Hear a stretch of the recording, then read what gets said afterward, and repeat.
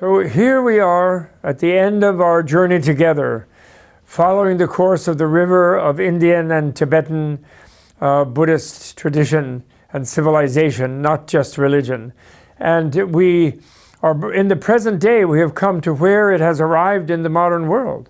And actually, in spite of the homeland of Tibet, which was where the Indian tradition was preserved in its fullest form, has been shattered by a kind of intrusive version of modernity.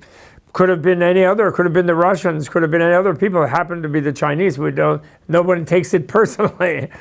You know, in that moment, what is the meaning of this and where is it? And we can see that as reflected in the person of the Dalai Lama and his presence and how he is viewed in the world. And actually, he personally, often there are these International Herald Tribune or the International New York Times and Reuters and these kind of journalists come together and they do popularity contests of, you know, world leaders, world figures, you know.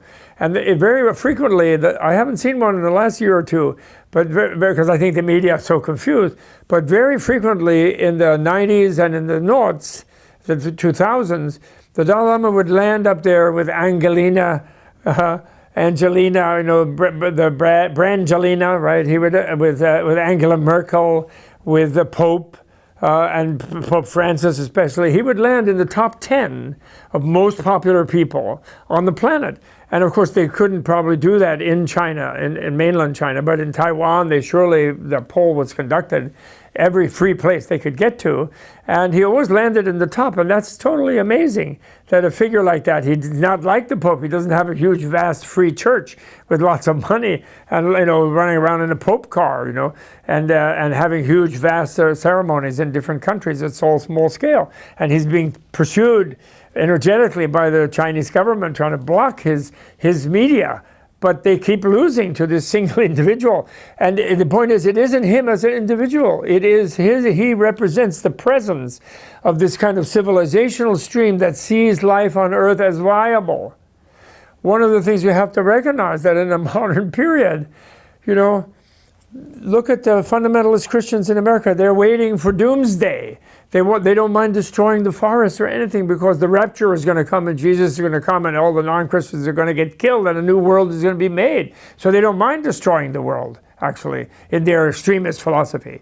Similarly, the Muslims feel all, you know, ready for jihad. The Hindus are waiting for Kalki to come and destroy everybody. And the secularists are basically sitting there saying, yeah, climate change. Gee whiz, people somehow can't manage the media. Oh, why don't they listen to us? And secretly, I've many times asked large audiences of many people, do you really think we'll meet the challenge of climate change? No way. Everybody thinks no, we will fail. There'll be deserts in Colorado and deserts in Nevada and deserts in California before we manage to do that. Florida will sink. They really think that. They do. People feel despair. No, even in 1830s, Thoreau said, the mass of men today lead lives of quiet desperation. Similarly, we all have this quiet desperation underneath, in which we don't sort of try to live in denial and have a little fun here and there on Saturday night. But actually, we think, you know, when we get a Trump-like complete lunatic driving the king off a cliff, we think, well, you can't help it. This is just the way it is. We have no power, nothing we can do. And it just goes like, it'll get worse, you know. And then the worldly wise person, you know, has a few scotches and says, yeah, people are all right. They never change. That's the way it is. And all the world cultures are a little bit terrorized like this by authoritarian forms of government and ideology, to feel disempowered, to feel there's nothing they can do about the situation. And the Dalai Lama represents another kind of civilization that was kind of hiding in Tibet. And it had little sparkles here and there in East Asia and around the world, and even embedded within Hinduism in India, although Buddhism had gone and embedded around here and there. But actually, the idea that life is viable, that the planet can work. You know, Buckminster Fuller used to say, and he's disappeared nowadays, people don't even know who he is. And he used to say, if you got rid of the politicians and the moron idiots and the engineers took over, really, of course it's technological, but in a way he was so positive as minded, they can manage things. We don't need to have scarcity. We don't need to have starvation. We don't have poverty. We don't have to destroy. We don't have to have war. He was completely always like that. And people listened to it at a certain time, but now he's been forgotten. And so Dalai Lama is representing a civilizational stream which you have heard in this course, taught in an unprecedented way, not in conventional academia where, this is one of the world religion, with some other world people who are not us, secularist materialists who go to the Ivy League schools and blah, blah, and they sort of believe in all these funny things, and they're sort of otherworldly, and they're cute, and we go see them ring a bell and go ding dong. And it's not been taught like that. You've been taught this as a live thing that is a challenging. It's, as my dear friend Peter Berger, great professor of sociology at BU and all over the place, wrote many extraordinary books. He said, we are in a time of the contestation of truth claims between different traditions and civilizations. And we no longer can act like we know what the truth is and we know what reality is. Dear old Peter Berger from Vienna, and born Jewish and converted, very strong Lutheran, and great sociologist of religion and sociologist of knowledge, as he called himself. And he sort of said that. So you are being taught this in that vein, and it's a matter of a discussion. It's not that it's not a religious thing. It's a matter of reality. What is reality? And this is a version of civilization born of a vision of reality. That reality is good. It's the third noble truth. It is freedom from suffering.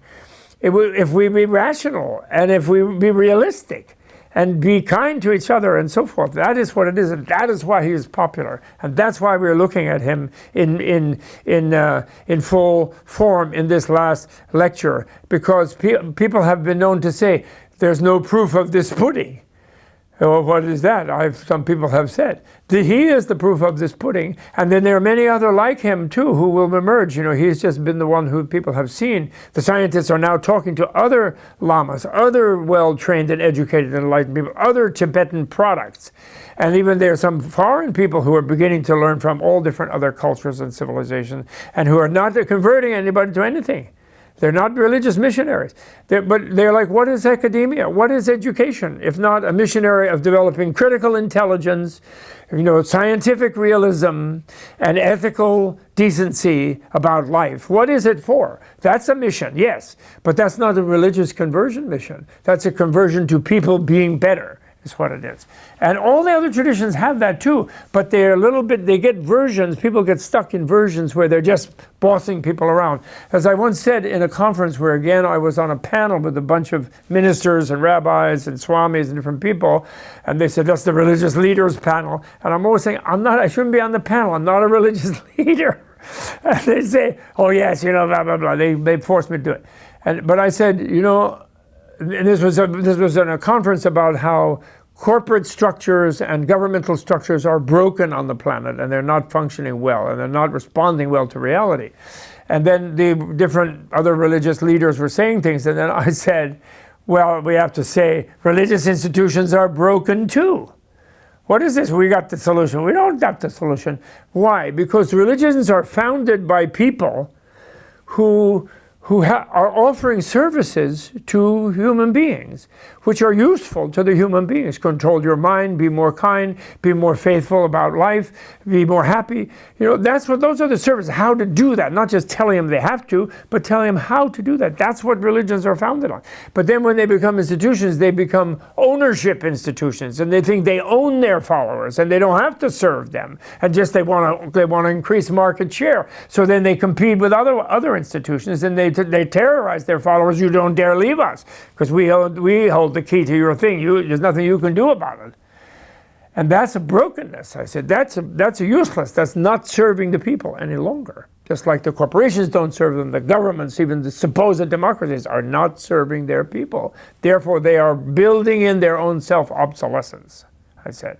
So that's why we're making this fuss. And actually, you can read the life of the Dalai Lama. What we're summarizing here in some classes where I've given this in a classroom, I show a comic book that I made, an illustrated biography, an illustrated biography of the Dalai Lama called Man of Peace, the illustrated life story of the Dalai Lama. And you can see in detail all the things we're talking about in more detail than I can give in this short session, okay? So now the Dalai Lama has become in this time period of all this waiting for China to respond to him, a world-renowned author of both spiritual, ethical, scientific, political even things, over 100 books in dozens of languages. He is a confidant of numerous heads of state, although normally they meet in a closet at night, so Chinese Politburo will not get mad. He's a leader of interfaith dialogue aimed at diminishing interreligious competition and conflict. And Pope Francis dearly wants to meet with him, but he didn't dare because he's trying to make a deal with the Chinese, the Vatican is. So he didn't dare. His foreign policy guy wouldn't let him hang out with the Dalai Lama, although he would love to. The two are total twins in their wish to save the environment and wish to be more practical and wish to serve people rather than own them, which is the wrong thing that religious leaders get into. And he's an esteemed dialogue partner with distinguished scientists, Nobelists in physics, biology, psychology, and economics, especially the quantum physics guys and the neuroscience guys and girls and ladies really like him, because they are the ones who are at the frontier of things, and they know they don't have it under control, really, and they need to rethink their philosophical approaches and their interpretive schemes. And they need the inner science vision to complement their materialistic reductionism. They know that. And so he's been doing these things. And in short, the Dalai Lama has demonstrated to his own people the value of their own Tibetan Buddhistic, and I say Buddhistic rather than Buddhist, because so you won't keep thinking religion when you hear it. There are small numbers in Tibet itself of Muslims, Christians, Bonists, and secularists, and in the new Tibet, either as a part of China or independent, but probably part of China. In the new Tibet, there'll be more mixed in of peoples. A few people who can stand the altitude from other religions and traditions will go move there, and it should be not a religious state. He's not in favor of a state having a spiritual orthodoxy. As easily, he has abandoned, he has made a constitution and a last will and testament, although he won't die still for decades, that he doesn't want to be political leader in his next incarnation. He refuses. He wants to live back in his monastery, and he will be a moral leader, of course, always. But if he gets well educated in that next life, but he will not. He refuses political office. He has said that, which I don't agree with, but he's firmly holding to it, and other people don't agree with it either. Tibetans don't agree with it. They're begging him to hang in there as the Dalai Lama, but he refuses. He's going to be a Dalai Lama in a monastery, not in a seat of government. And so the Tibetans are holding their inner version of modernity as they make a contribution to the good life. The Dalai Lama has also shown what it can contribute to the nascent global culture forming all over the world in the 21st century, as it adapts to the necessities of restraining industrial consumerism in the face of global overheating and pollution, restraining high technological militarism in the face of weapons too powerful to be used without simultaneous destruction of anybody who might think they were winning, and transforming any ideologies, religious or secular, that are too extremist and exclusivist and so prevent people from living practically and harmoniously in positive interconnection with each other and their natural environment. Though he is known as, in the human sense, an exemplary personage, a great soul, so to speak, as they say in Buddhism, a Mahatma, as a Buddhist monk, a good Buddhist monk in religious context, and as a Tibetan, a good, honest Tibetan, honorable Tibetan, the Dalai Lama represents being human as transcending exclusivism in personal identity, being spiritual as transcending exclusivism or absolutism or triumphalism of ideology or theology, and being Tibetan as transcending any form of nationalism that would justify violence against any member of any other nation. And this is exemplifying how we all should be. We should not be calling Arabs ragheads. We should not be treating Mexicans as somehow something. We should not do that. We're past the time in history when that is viable, because everybody is intermixed with everybody else. That's a fact. And no one can deny. And it is absolutely idiotic. It's fake. It's distraction, actually, by certain kinds of rulers from their own inadequacy as leaders to pretend that it's all the fault of this and that person. And it leads to Hitler. And we cannot have a Hitler nowadays, and we're not going to. So he is, I'm bringing him up because he shows as a person, based on an education system, not because he's so great or because he's God or something, but because he's educated in this way. And we must expand our education to educate in this way. You know, he received honorary degree here at Columbia one time, you know, and he received that, and he gave us in his acceptance speech, he said, I really like education. It's the most important thing in the world. I'm honored to receive this honoris causa, whatever it was called. I really think it's great. But you know, there's one thing I worry about in our education that we consider the highest type of education, and that is we are not necessarily educating the human heart. We're creating a clever brain, and that clever brain can be used for ill as well as good. Manipulating things to, you know, to do harm. And we're not creating a good heart because we somehow think that's not our job.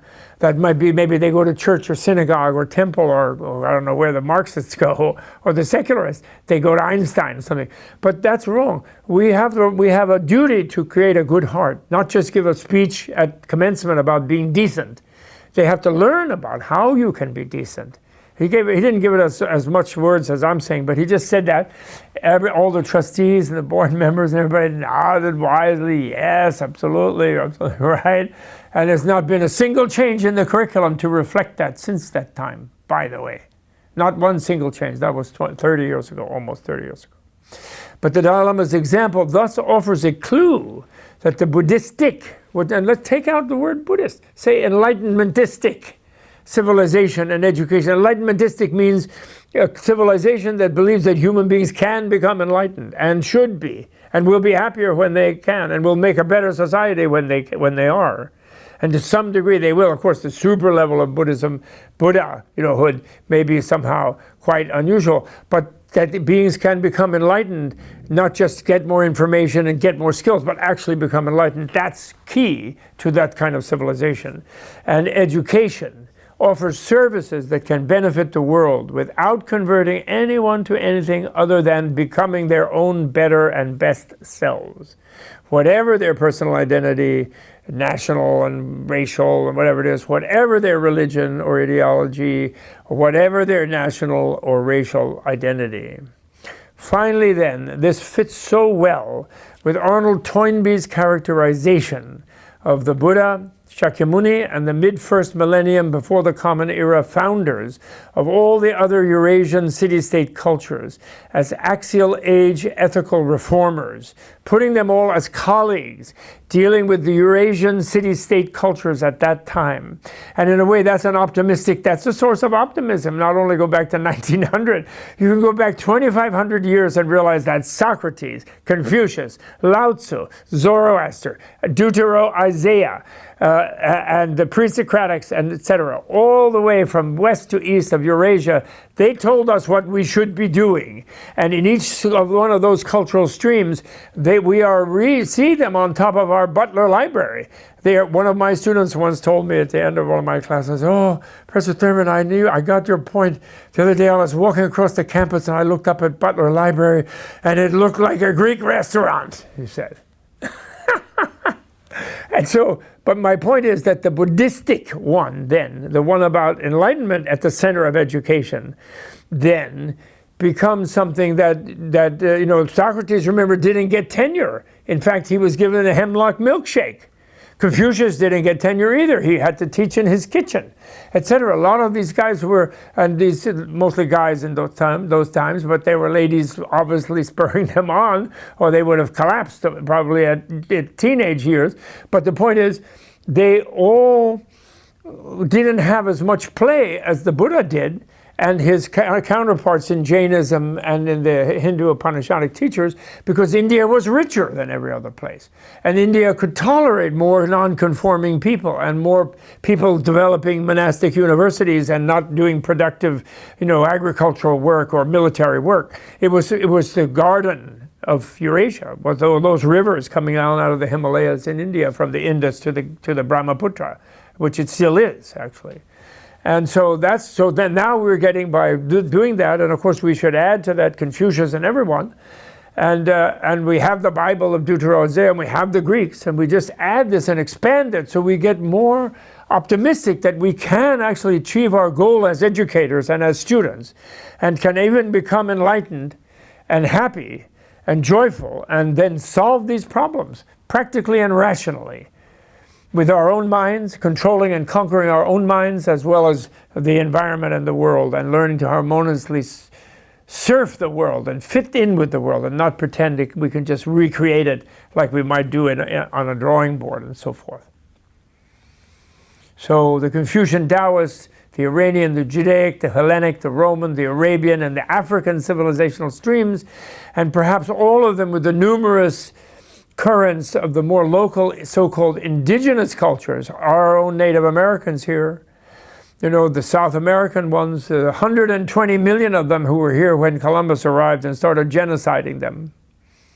120 million according to Dumézil, you know, that he claims, you know, the demographers claim. So this is one that we're totally in denial of that one here in the US, that we shouldn't be. But anyway, they all have a heightened ecological sensitivity and practicality, a sort of connection to the local elements of life, which we need ourselves with our sort of grand industrial machinery and so forth. Now therefore, this is the conclusion of this voyage we have taken together, where we have explored a 2,500-year-long river of the Indo-Tibetan Buddhistic civilization, beginning in its global setting then, because it was a global setting, as Toynbee pointed out. It was Eurasian at least, and as Toynbee and Jared Diamond pointing out, that was sort of the advanced places of the rivers, the city-states, and we don't catch up with the Americas and with sub-Saharan Africa and Australia and stuff until later.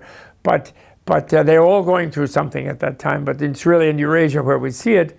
And ending in this, and now our present postmodern ocean the river has reached, of a sustainable 21st century global civilization.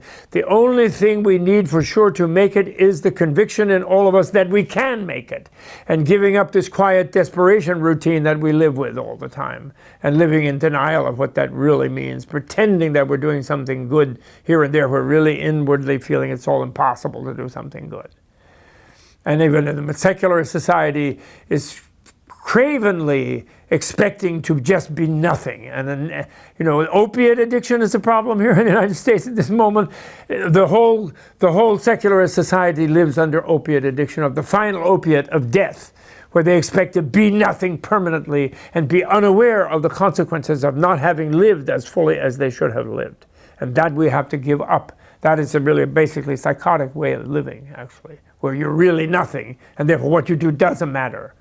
And a certain president, who I won't name because he's a nice person, even said to someone in an interview, which is in public print, didn't care how badly the environment would be destroyed by the oil industry, what his great-grandchildren would think about it and about him, because he'd be dead and wouldn't be there.